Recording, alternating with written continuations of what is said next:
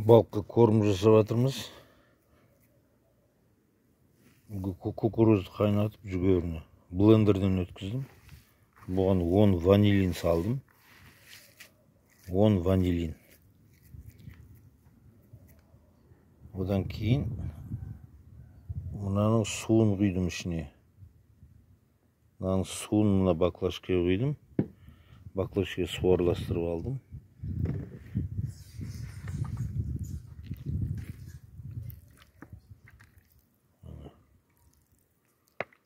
Осыны араластырамыз қазір.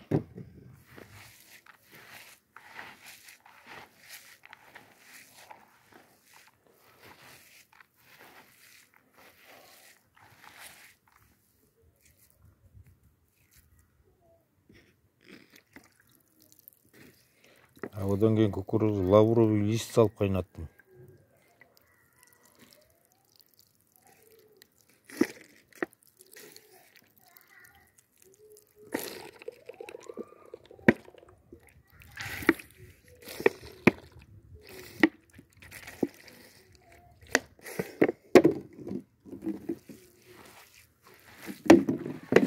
Енді бұған қамыр қосамыз кішкене.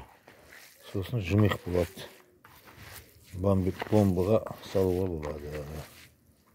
Жылда осылай жасаймын.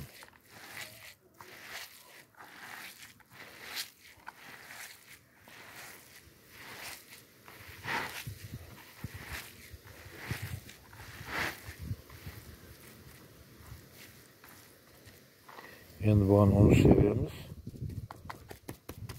Ұн сөп қамыр қыламыз. Сонда жабысады.